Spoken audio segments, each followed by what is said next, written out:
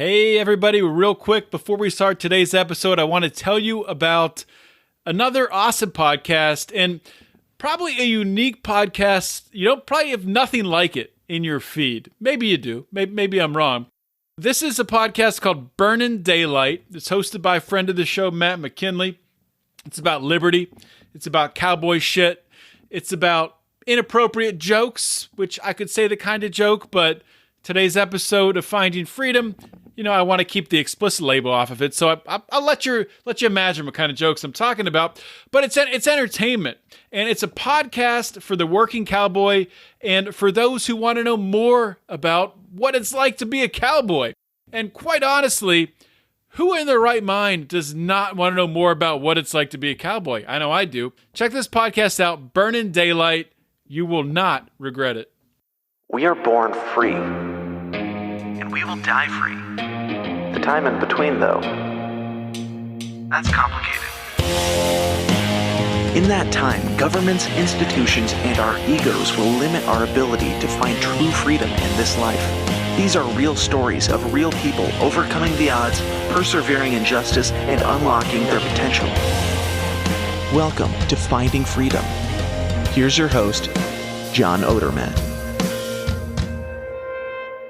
Okay, so welcome to another episode of Finding Freedom, a little bit of a different format today. I have three guests who are joining me, and three, very, very special guests. Three guys who got out of prison, were granted clemency at the last second by Donald Trump.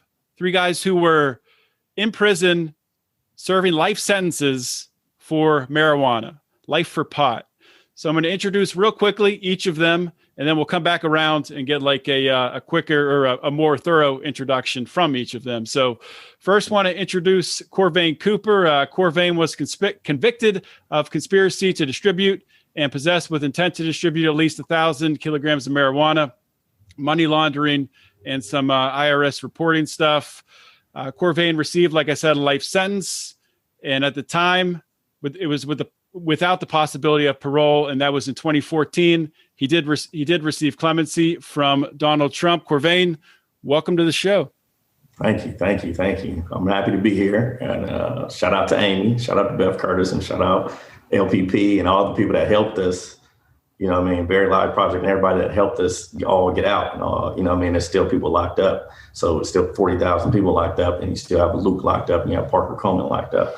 And you have other people that are still need to get out of there. That it's just bad, man. I just want to fight, and I just want everybody to be home. It's just too much stuff going on, and it's just too much billions of stuff being made. And I was just talking about this earlier, that there's 700 stores in California alone, and at just the 700 stores just in California, before we get to Portland, before we get to all these other states, if they just dropped just $100 in the bucket for our reentry, for the people that's maybe need a lawyer to help get out, or just for the people we all help promote cannabis before them. You got to look at Michael and the time that he's done, and the time that he started promoting the marijuana for the word to be a big industry today.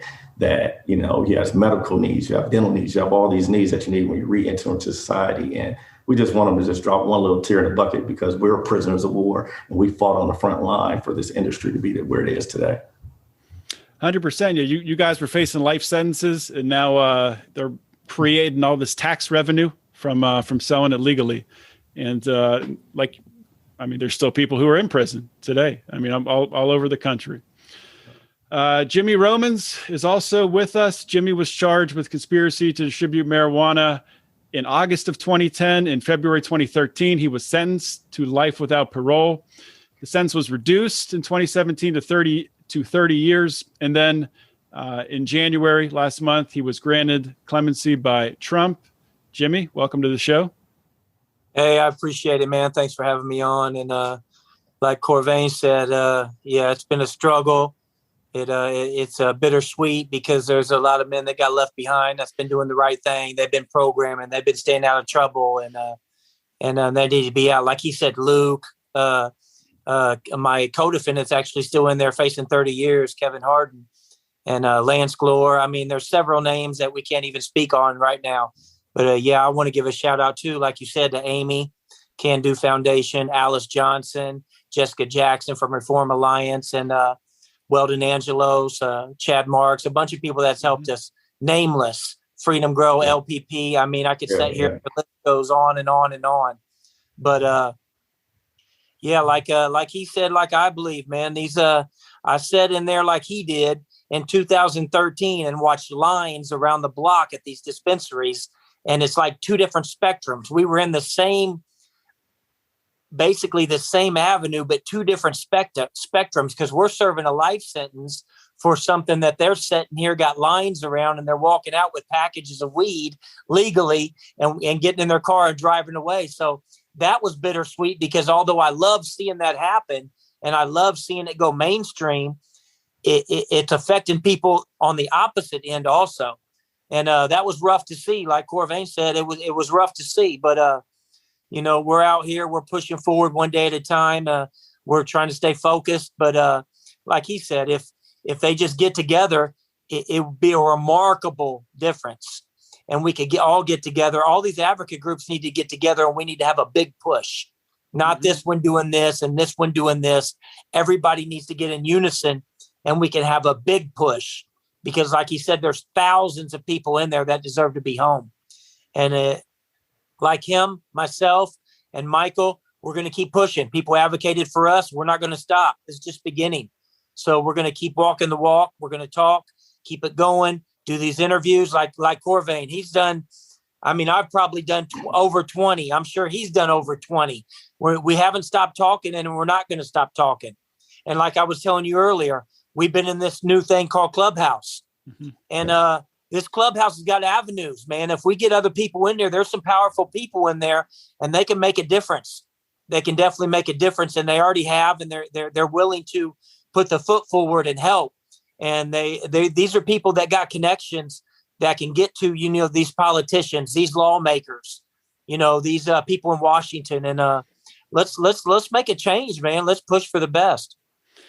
Yeah, you're teaching me stuff about technology. You've been out for a month. I'm not even on Clubhouse. You're telling me about how to use Clubhouse.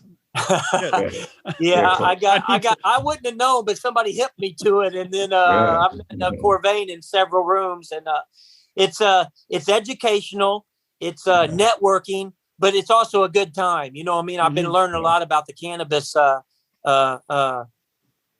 factories and how they're cultivating it and everything, listening into these rooms. So it's a powerful platform.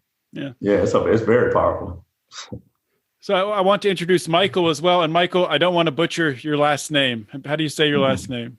Pelletier. Pelletier. I would have got it right. I don't know. For some reason, I thought I would say it wrong. Anyway, Michael Pelletier. Michael was paralyzed from the waist down at the age of 11 in a farming accident.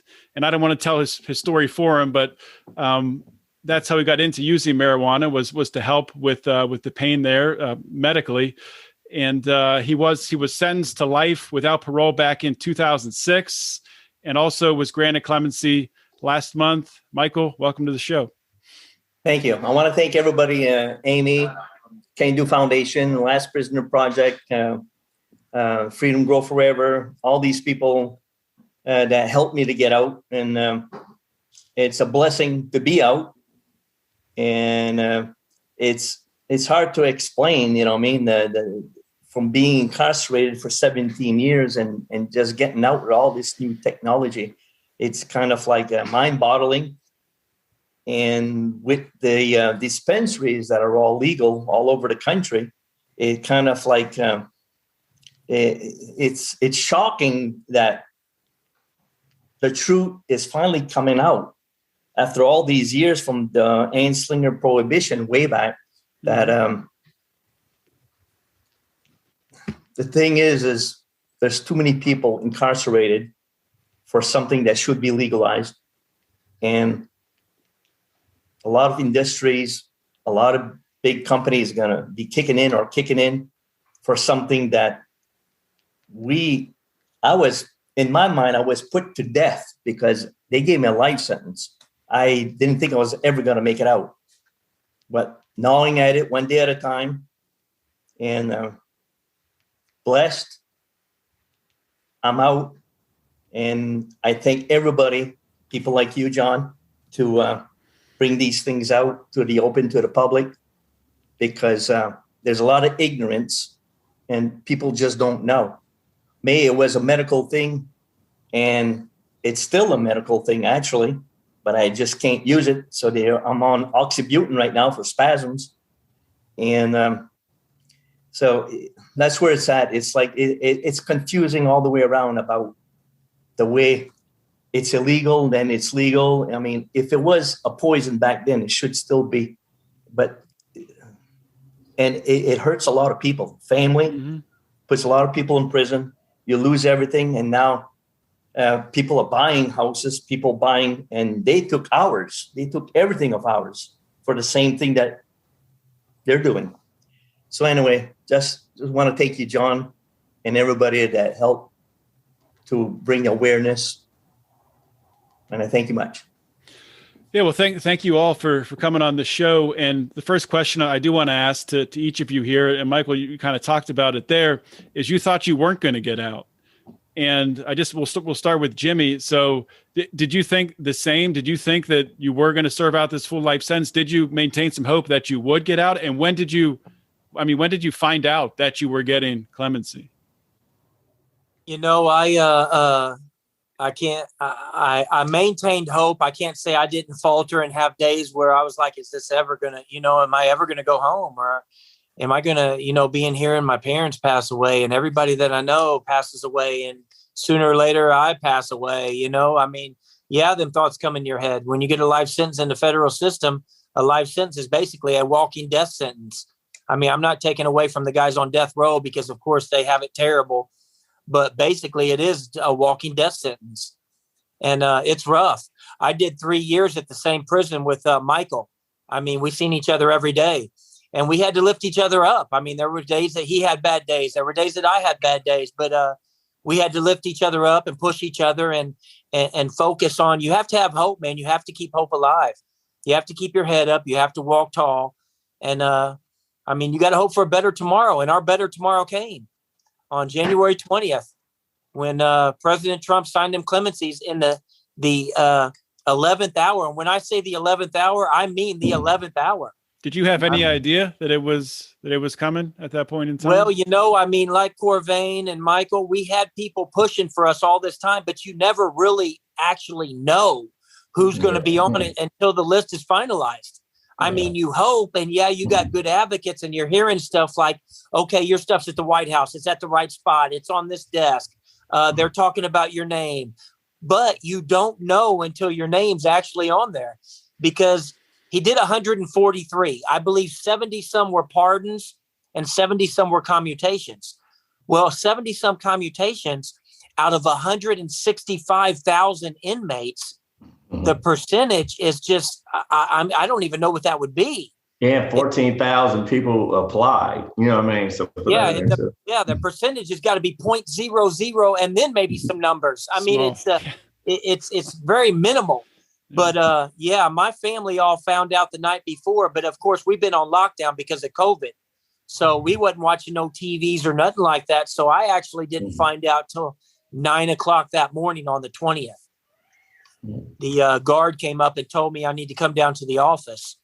And he turned his computer around and pointed to my name. And at the top, it said presidential clemency. And all I could do is say, praise the Lord, give God all the glory, because it's a miracle. It's a miracle. I'm sitting here right now. I still don't believe it sometimes. I wake up in the middle of the night and I'm like, it's a miracle, man. It really is. And I thank the Lord and I thank everybody. And it's a blessing. So I just trying to, strive to do the best that I can and pay it forward to them that are left behind. Yeah, absolutely. Corvain, was it a similar experience for you? Did you think, was your mind set that you were going to be spending life in prison, or were you maintaining hope that you would get out?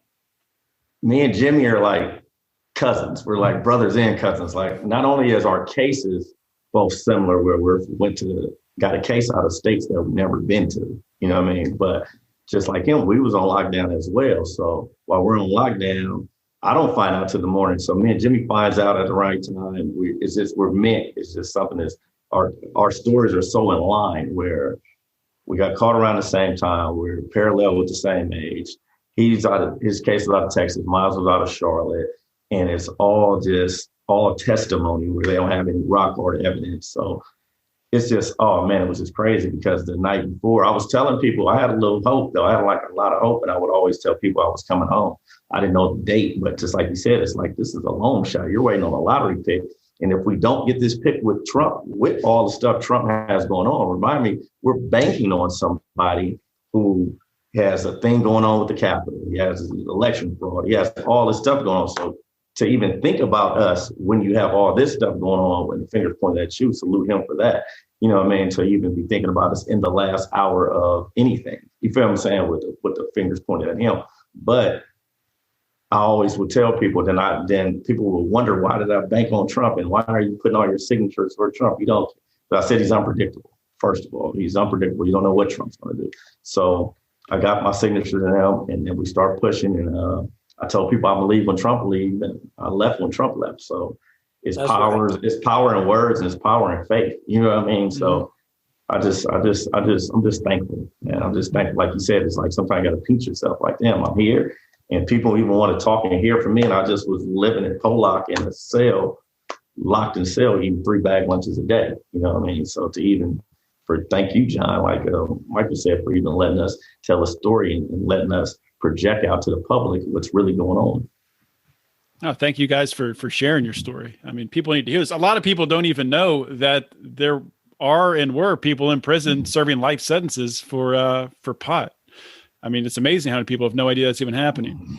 There's people who are elected representatives who don't know that. I wanted to say one more thing too. Yeah. Okay, when you get off the plane, we're coming to California, we're coming to LA. If you get off on LAX right now, it says, welcome, cannabis is legal. They're selling cannabis, and it's big billboards as soon as you get off on Century in LAX.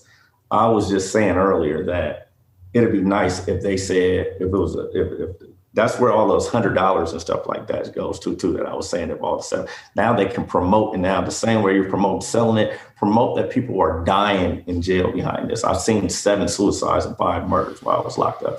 So promote what situations that you guys are putting us in. You're putting us in USPs too, by the way. So we're in high security prisons and max prisons behind the plant as well. So put that information out there as much as you're putting the information out as selling it, and as much as it's on the stock market, and as much as Tilray's went up this week, and as much as all these stocks are going up, please put out the fact that there's 40,000 people locked up all around the world. So that's where the 100 in the bucket doesn't just go towards reentry. The 100 goes towards promoting what's really going on with the injustice of the planet as well. Yeah, education's big. Yeah. 100%. And that's just one state. We got this legalized in so many different states. So if it's 700 stores here, it might be 300 in Portland once you do the numbers. You know what I mean? So you got Boston, you got New Jersey. You know what I mean? If everybody just put 100 in the bucket in the same way, if you got LPP can do it, and as far as just with their constituents, if you have somebody that's in charge, it's the same way somebody's in charge of taking care of the veterans when they come home and making sure that they have to go to the hospital and stuff like that. We're just looking for something in the cannabis industry that can help us. It's no reason why Michael needs to go to work. You know what I mean? You feel what I'm saying? It's somebody that needs to take care of that. You know what I mean? Honestly, there should be, cannabis entrepreneurs who should just step up. It's easy for me to say this. I'm not one, but maybe this will happen. I'll put it out there. Maybe some will start stepping up and start doing this, starting these funds voluntarily, because they're profiting off of it. They're, building incredible amounts of wealth off of it. And it would be good for them. It'd be good PR for them to turn around and give back to where it's needed, to where it's be the right thing to do, really. But to come back to Michael, you were talking about that you'd kind of resigned yourself to finishing out your life sentence in prison. Were you shocked when you got clemency? Can you take us through emotionally what that was like for you when you found out? Well, it was like a roller coaster because Amy Can't Do Foundation, Amy Pola, since Obama, I was still pending, and I thought I was going to get it with Obama, and I was pending since.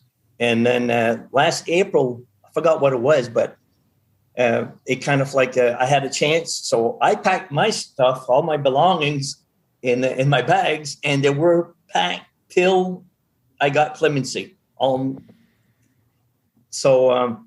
Yes, like Jimmy said, at the 11th hour, I found out only the following day at 3:00 in the afternoon, because we're on lockdown for Corona. And it was like, I don't know, it was shocking, but then I kind of like sensed that something's going to happen.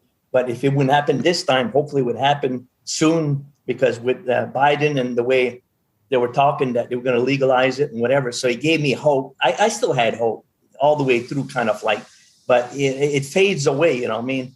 And in the last 10 years or so, whatever, I saw the laws changing, kind of like, and in my hometown of 5,000 people up in Madawaska, there's 4 dispensaries. I mean, it's unreal. It's like, man, you know what I mean? And the conspiracy is a demon. The conspiracy charge is a demon. They lied, and I got, that's what pissed me off, is because of the lies. If I would have been sentenced for something I really done, it'd be different. But it's the lies that kind of gave me a push, I guess, to get pissed off and keep on biting, because I knew that the truth will come out sooner or later. And the conspiracy, it should not exist. I mean, I'm telling you, they made me like a demon. You know what I mean? They made me like a demon, and all the time it was just BS all the way through, one thing after another. And I didn't say nothing in court, you know, and they expected me to debrief, and they expected me to say things on the Canadians and whatever. And when I did it, there was like, even the judge in the back chambers, and I got it on my transcript, that he says, "Ladies and gentlemen, can't we do something? I can't get out there and convict this young man for a life sentence." But he came out and he said it was mandatory. His hands were tied and whatever. So there I was, you know, with a life sentence on no violence, no nothing, 3 strikes, you know what I mean? 1 6 ounces, another one 4 pounds. And then this one on the 4 pound, they come up with this conspiracy that this dude lied through his teeth, and they knew he lied. He didn't make any sense at all. But the conspiracy things. And then when the prosecutor says that, ladies and gentlemen of the jury, this man here is telling the truth, who would not have immunity, still lying. So the jury looks at the prosecutor like he's telling the truth. See, and they get away with this stuff. You know what I mean? It's like it snowballs into something. At a time, I didn't even know that they were talking about my case. It was so outrageous. But when you don't speak up in court, you know what I mean? You can't fight a lie.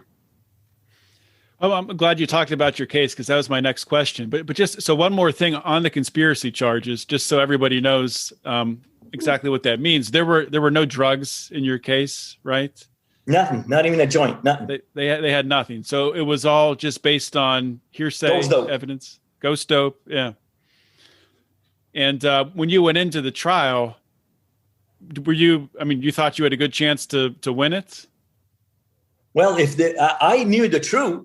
Mm-hmm. And I knew that if I'm convicted of what I've done, I wouldn't be facing that much time.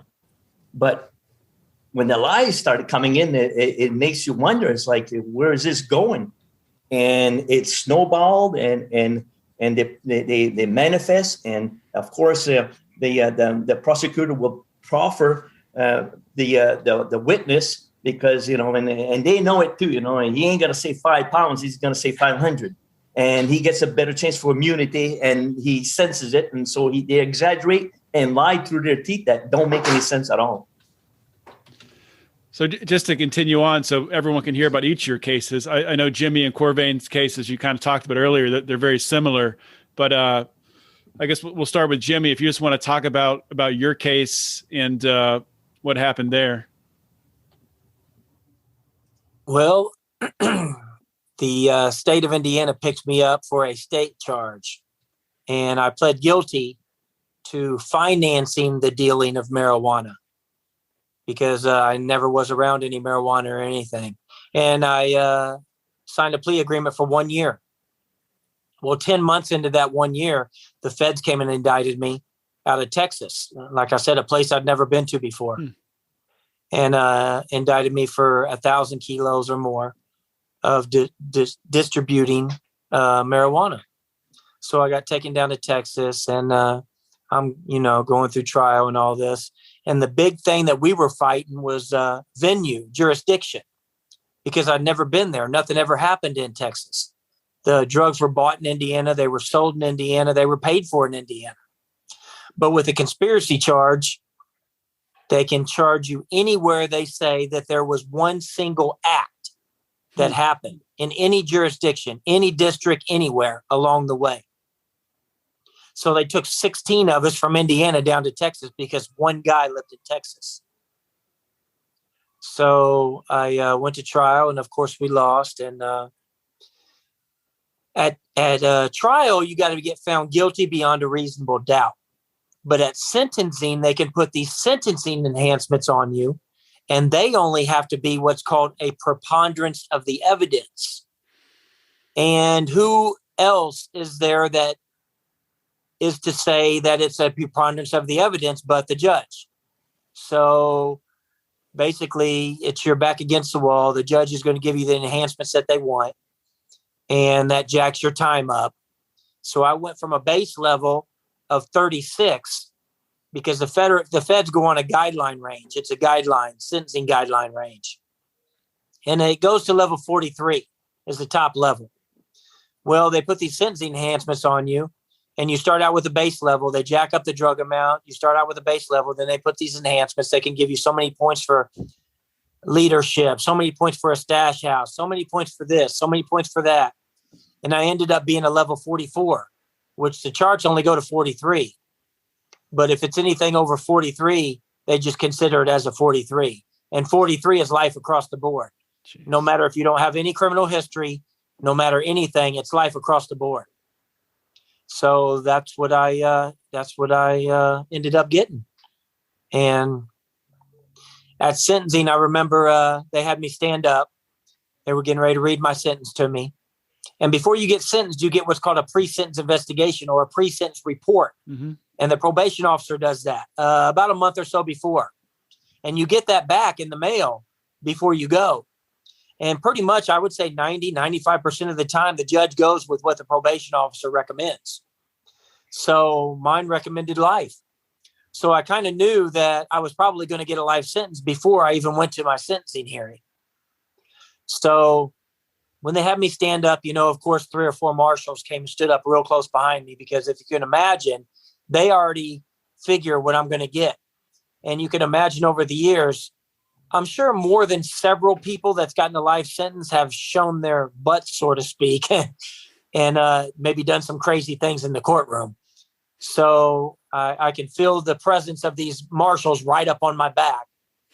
And the judge, reads the sentence, I confine you to the Bureau of Prisons for life.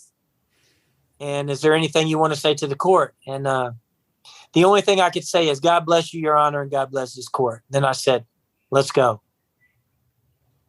So that's pretty much how it went that day. Wow. And then it was rough. It was, it was rough. It was emotional. It was hard, but I kept my head held high. I walked back, went back to the cell in the county jail, went to bed, had to make that hard phone call to my mom and tell them what happened. And I told them right off the bat, I said, we're not believing this. We're not giving this any power. We're going to push forward. We're going to, keep in our steady prayer, and the Lord's going to see us through this. And he did all these years. We held firm and we kept believing. And on January 20th, 2021, my out date got changed. And here I am today. And it's all because of, several people. And if you can give me just 1 minute, I'd like to say a few names, if that's okay. Oh, absolutely. Sure. Yeah. I mean, my sister, if it wasn't for my sister, I wouldn't have one advocate ever. She has been my rock. She's solid. My family, give all the glory to God. I just want to mention the Human Solutions, the Marijuana Lifer Project, Adela Falk, Can Do Amy Pova, the Seattle Hemp Fest with Vivian McPeak and Sharon Whitson, Kristen Floor, Stephanie Landa, and all the Freedom Grow. Beth Curtis, Life for Pot, like Corvain mentioned, the Last Prisoner Project, the Freedom Fighters with Lisa Jacoby and Chad Marks, Woden Angelos with Mission Green, Alice Johnson, of course, was a main component at the end. Mm-hmm. I'm going to name a couple more.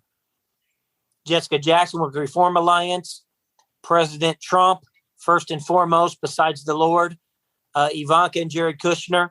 And this is what I come to find out. At the end, I talked to Alice, and she said, this is how it went down at the very end. I'm sure Corvain's heard this too. That very last night, about in between 8 to 10 o'clock in the evening, they, Ivanka and Jared Kushner, had some lists of people's names. And I come to find out President Trump called him in the Oval Office, and he said, I'm going to give you each 30 seconds to give your pitch on each of the names that you have in your hand. And I'm going to go from what you said. Wow. And the 3 or 4 days prior to this, Alice Johnson had been talking to Ivanka several times and said that she went through our cases front to back, and that we were very deserving. And we got blessed. Praise the Lord, Corvain. Definitely got blessed. We definitely got blessed. Yeah. We definitely got blessed, man. That's how I heard the end went. And, just hit the ground running, like Corvain said. It's hard when you step out there. When like the hardest thing is the state and federal both are so hungry to get everything they can get from people. Yeah, they want to lock you up, but they want assets. They want stuff. That's what they do. Mm-hmm. And they took everything. They took everything from me, just like Corvain. I'm sure they took they take everything they can from you, your family, your loved ones. They take you away from. My family got a life sentence the same day I did. My family, they got sentenced as well as I did. And it's rough, man. And going in, when you're selling marijuana, you think, oh, I don't have no victims. Well, I was seriously wrong, because the main victims on my case were my family. And they struggled. I struggled. And it's been a homecoming like no other. And it's going to continue. And we're going to give the Lord all the praise. But we're going to keep pushing, but we're also going to enjoy ourselves. You know what I mean? We're going to have a good time. We're going to enjoy ourselves. We're going to eat good food. We're going to buy some new clothes whenever we get the opportunity to. We're going to have cookouts. We're going to eat good because, we were gone a long time. You know what I mean? So we deserve it, and give the Lord all the glory. And we're just going to keep pushing and hope that people step up and, are with us during this hard time in our life. I'm glad you brought up, or you're talking about victims, families being victims. I would say they're not victims of you, of any of the three of you. It's the state, the government that came in and created those victims through the sentencing and all those different things you talked about. It is a victim. The crime itself is a victimless crime. The victims are created by the process. For sure, 100%. I think most people listening to this show would agree with that. But Corvain, want to come back to you and hear about your case. Tell us about, what that was like for you when you found out that you were going to be serving life. It was like, man, it was like getting hit by a train. You know what I mean? You kind of get hit by a train at one time. Like you're just like, boom, okay. I'm 33 years old at the time. You know what I mean? So I'm still young. I'm still like trying to figure all this thing out. I'm leaving behind 2 daughters. And like you said, they're taking my company. I started a clothing company called Old Money. They're taking your company. They're taking this. So they're busy taking when it's like they're the ones who's making all the money, but you want to take from us. But with the same token, it's just like how Michael said, where the judge is saying this is hard on the court, and I wouldn't want to normally give a 33-year-old man life, but just like Jimmy said, now you got your PSI where you're getting 4 points for leadership role due to testimony, not due to the police officer seeing me do anything. He got on the stand, and I have it in black and white in my trial transcript. Have you seen Mr. Corvain Cooper commit any crimes? He said no. That was one of my main reasons to go to trial. If you are the investigating officer and you've never seen me commit any crimes, and the only person that said that they seen me committing crimes were my so-called friends and so-called co-defendants at the time, which, I went to trial with Evelyn and Natalia. We went to trial while the guys I grew up with all were testifying against us. You feel what I'm saying? So, you get to learn a lot. You get to learn who's who during this time. It's just, you lost all the friends that you grew up with. They take your money, they take your time that you spent missing your kids' graduation and missing this. Meanwhile, all while the planet is exploding, and it doesn't explode until we're all in there, So it's like, that's when it just takes off. I was kind of at the peak of right before it took off, because I already had a cannabis, a smoking license for California when I left, So then on the state, you can actually smoke it, and on feds, you can't smoke it on federal parole. So it's just a big jump. I want to thank Sherry Shakar too. She was the first person ever in life to have a Corvain Cooper, and she introduced me to the activist game. So I have to thank her for that too. But it was just a massive hurt. As you can see, the people that you lose, you're losing your family members, you're losing. Oh my God, I lost my uncle. I lost two uncles and a granny, during the time that I was down. So you're missing that. You're not going to be able to go to the funeral. Then they charge you with 40 tons off of hearsay, shearsay, and some bank statements. So that's why I started 40tons.co. It's a social impact brand to help out the other. When you buy a T-shirt, some of the proceeds are going to go to the Parker Colemans, to the Lukes. I want to do the same thing that was done for me. Freedom Grove sent you $50 for Thanksgiving and $100 here for Christmas. And Weldon Angelos did the Mission Green for the parent. Rice and Peace, Mickey Martin, for sending all my kids to Parents for Pop was a big pivotal thing before he died. So I wanted the things that were happening to me. I'm trying to figure out how to do that for somebody. So that's why I started that. And like he said, hopefully Michael has a GoFundMe and Jimmy has a GoFundMe. Everybody has a GoFundMe, and everybody can. It doesn't matter if somebody that's listening has $1 to give for a reentry. Please donate to Corvain Cooper GoFundMe, to Jimmy's GoFundMe, to Michael's GoFundMe, to everybody's GoFundMe, so we can re-enter back into society and maybe have a good meal, or maybe buy something to eat, or do things that we didn't get to do for the last 10 years that we lived in a bathroom, and had to suffer over this plant. So, it's tons of lists. I got Brittany K. Barnett, like you said. Alice Johnson was very pivotal towards the end. You got Amy Pova. Amy Pova is like an aunt, So you just got everybody to thank. Like you said, the Freedom Grow, the whole crew. It's Dina, it's everybody down there. Stephanie, it's everybody, So it's not just one person that helped us. The Last Prison Project really helped with my reentry. And, you got everybody that played a pivotal part in all of us' lives. And I had all our pictures on the wall, and I got the changes coming and all this. And I'll see Michael, and I'll see Jimmy, and I said, it was like the Mount Rushmore. We're like, was the Mount Rushmore of marijuana, who we served our time, and we're waiting for the rest of them. We want the whole mountain to be cleared. It's still people that's on the mountain that needs to come home today. And we're just basically, it's the same story. So if you hear Jimmy's story, you hear my story. It's basically, we're more pushing for now the rest of the people coming home and helping us re-enter back into society. That's really what we're pushing the most. Because I look at Michael today and I'm just like, damn, I used to see pictures of Michael every day, because Beth would keep you up to date and you would see pictures, and everybody would send, Freedom Grow would send pictures, and everybody would see pictures of all of us. So we'll see all of us together in different, how we have the thing at OJ where people go to the pop museum and stuff like that. So now that I'm seeing, I'm looking like, what is it that after Michael served his time for this plant, what is it that you want him to do at his age? Do you want him to go work, or is the cannabis industry really going to step up and take care of this man and make sure a roof is provided over his head for the billions and trillions of dollars that's getting made? And are you going to let out a table for me and Jimmy to be able to work in the field and stuff like that? So those are the main things that we're focused on right now.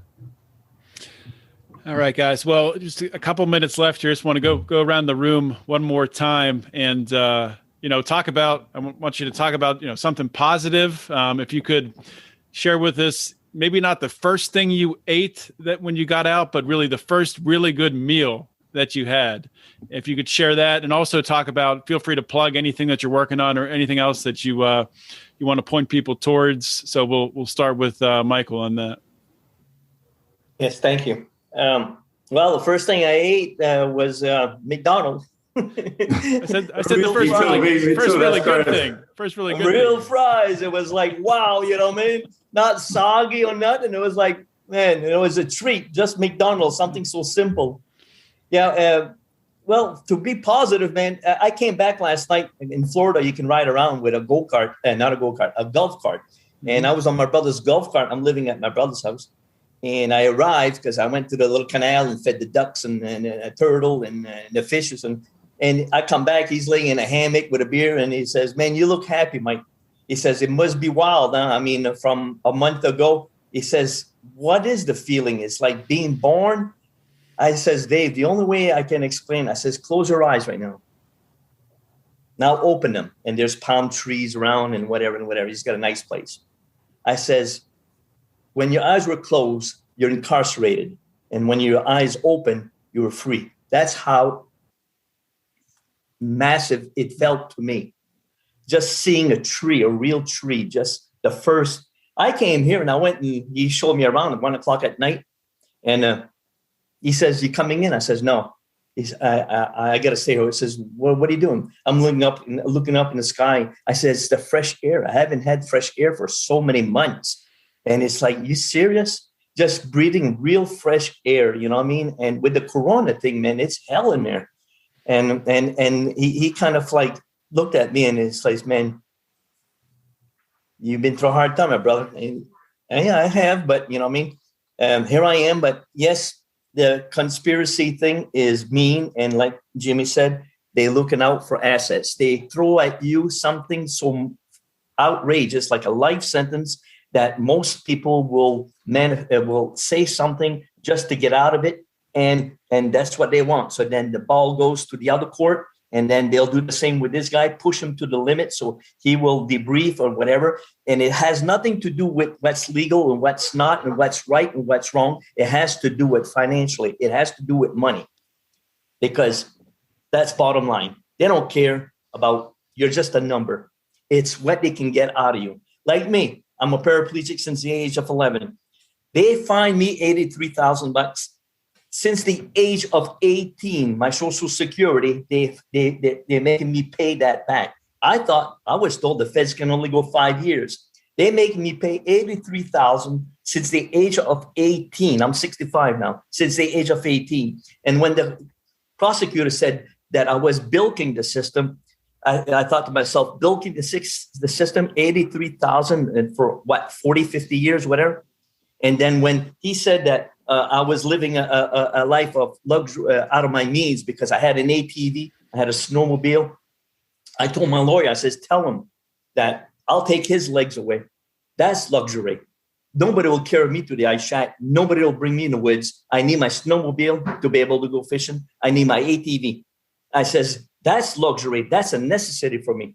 And it was just like mind-boggling that the system is not out to help somebody that wants to help themselves. I was trying to get off the welfare all my life. Most people try to get on. And it's that mind-boggling that, you know, who is watching the watchers?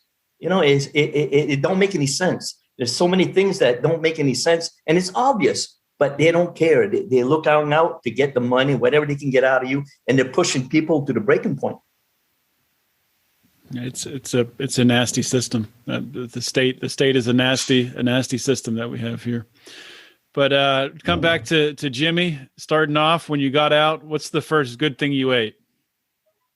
Well, my family actually all got together. My sister drove down from Chicago during that day because I found out at 9 a.m. I didn't get released till 6 p.m. So my daughter came in from Virginia. Some friends came up from Alabama. They all rented a 15-passenger van, and they were out in the parking lot filming me walking out. It's on my Facebook. But, yeah, we went to the first place, man. Applebee's was right down the corner. I had me a steak and, you know, baked potato, onion rings. I mean, I went full throttle right there, man. I couldn't eat it all because my stomach done shrunk over the years, but it was definitely a blessing. It was fantastic. Just being surrounded by, you know, I'm a grandfather now, man. I went in not being one. I went in, my daughter's, she's older. I got 2 grandkids now. So first time I ever got to see my grandkids outside of the wall. I mean, I've seen them on some visits, you know what I mean? But actually be outside of the wall. And we had 13 of us sitting around the table, just laughing, having a good time. It was a blessing, man. It was a great experience. And we had a good time. And then we stopped at a gas station and I walked in, and that video is also on my Facebook, but all the colors. I mean, you wouldn't understand what would jump out at you after being in there, because everything's khaki, everything's blah. The walls are painted just in a shade that doesn't have any color. And then you walk in and just everything pops out at you, and every color in the book. And you walk down the candy aisle, and, you know, 5 hours before then, I could buy 2 candy bars. Now I could buy 100 different candy bars. It's just, I mean, it was the small things, and it was and still is a miracle. And I don't take anything for granted, because you know, that conspiracy charge, like he was saying, you can get dragged into something even if you don't get caught doing nothing. So it's crazy, but I thank the Lord. I thank my family and all my advocates, and I'm just going to keep pushing forward. You know, like Corvain said, I'm ready to do everything I can to keep moving. And with the help from some of these guys, I think the sky's the limit. And these dispensaries, you know, they could bring everybody up, man, and we could battle on this front, this army. We could battle, because it's an army that they have now. All these different dispensaries and all these advocates, it's an army, and we could push, but we all got to do it together. We can't do it by ourselves. Hey, how do people, if they wanted to listen to you on Clubhouse, how would they do that? Is there do you have a name to follow? How does that work on Clubhouse? I sound like I'm a boomer or something talking about it. Well, actually, I don't actually know the full thing about Clubhouse. I know I got a couple of invites, but if you download the Clubhouse app, you can, Corvain might know a little bit more about it, but I got a room that I started. I don't even know what the name is. My sister started it, and I just show up, but yeah, they got one called East Coast Cannabis, and it's a pretty powerful one. I'm going to be speaking on that one this Saturday night about 8:00. But Corvain, you know more about it than I do, probably. Yeah, you can go. Corvain, before you start, make sure first thing, best meal you had when you got out. Yeah, then get into talking about Clubhouse after that.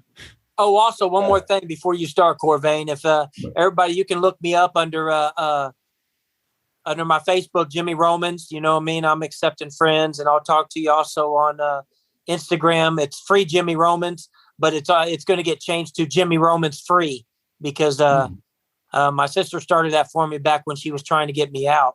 But now I'm out. So it's free Jimmy Romans right now. Go on there and hit me up and DM me if you have any questions. I'm going to be trying to get some things going. But yeah, I appreciate you, John, for having us on. Thank you. All right, Corvain. I was just like Michael. It was late, so I got the McDonald's too, but it was the best fries I ever had too. I had a chicken nugget combo. Yeah, I had a combo, and it was like, man, like you said. But then right after we went there, I had to go get a phone, so we went to Walmart to go get a phone. But I've been on a 90-day lockdown. We just had a riot, so to see people cutting in line, and we just had to want to riot, and 8 people just got stabbed for cutting in line.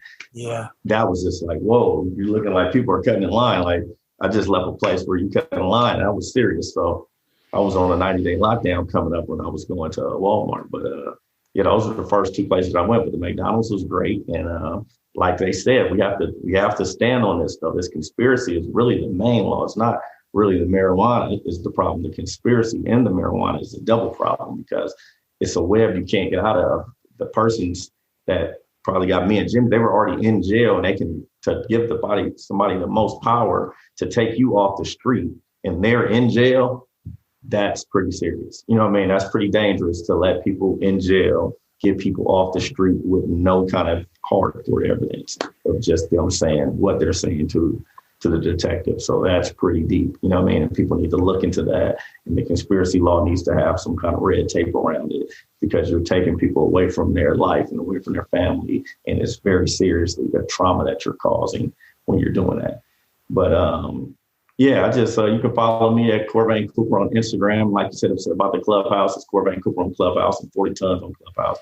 Sometimes we host and sometimes we ping in, and it's very big. It's a very good network. We met some very important people on there, and they have very important people in the industry on there. And we got 40tons.co is where you can go get you your free Corvain t-shirt, but I don't want my name on it. They have my face on the shirt as now, but justice has already been served for me. So you can buy that, and the money gets contributed to people that's in jail. But I want to change the shirt. I want Luke on the shirt. I want just to be served for somebody besides me. You know what I mean? So I want Parker and the rest of Lance and the rest of the guys on the shirt. So if I can change the shirt, the more the shirt changes and my face is not on there anymore, the more I'm doing my work. You know what I mean? The more the brand is moving in the right direction. As long as you keep saying me on the shirt, then the brand is not moved forward until the shirt is changed with somebody else's justice has been served. So you can go in there, you can go on my GoFundMe. I don't care if you have $1, I don't care if you have 50 cents. Corvain Cooper on GoFundMe for my re-entry. I love that my daughters are in another room, and I love that I can be home with them, and it's not free, so I just love everything that you're doing. I thank John for inviting me on the show and being able to even listen and tell the story.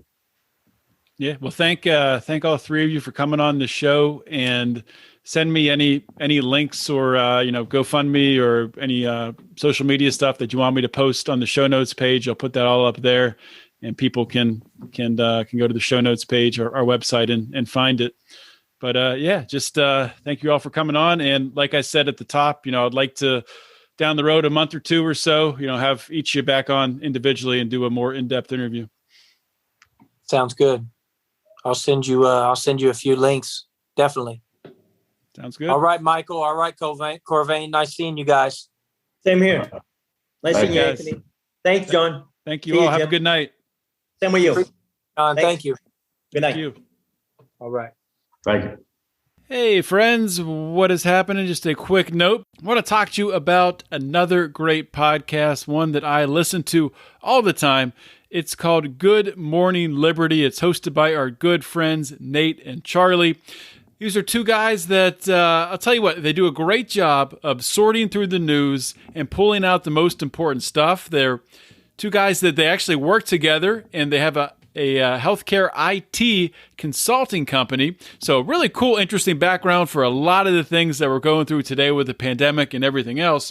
But also importantly, I think that they really bring a great way of taking complicated ideas and condensing them down so you can easily communicate them to your friends and persuade them to actually agree with you on some topics. So I really want to encourage you, if you haven't done this yet, go give Good Morning Liberty a listen. Check out Nate and Charlie, and tell them that I sent you to listen to Good Morning Liberty. Check it out.